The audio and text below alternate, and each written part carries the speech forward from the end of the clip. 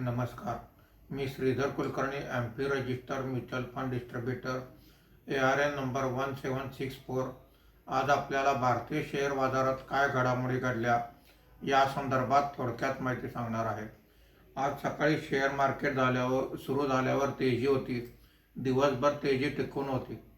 Market बंद होताना Sensex हा 374 पॉईंटने वाढून 78,955 वर बंद झालेला आहे. निफ्टी हा 11 पॉईंटने वाढून 24,636 वर बंद झालेला आहे.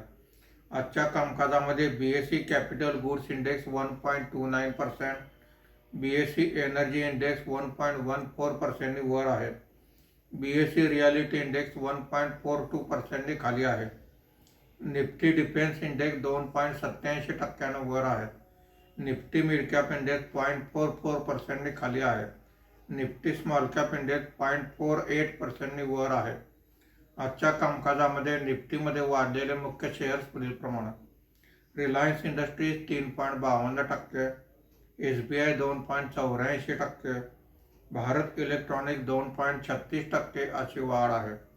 आज निफ्टीमध्ये घसरलेले मुख्य शेअर्स पुढील प्रमाणात: power grid 3.90%, Tata steel 1.91%, JSW steel 1.66% अशी घसरण आहे.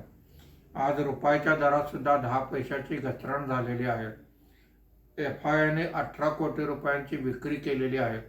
देशी वित्तीय संस्थांनी 4,014 कोटी रुपयांची खरेदी केलेली आहे. धन्यवाद.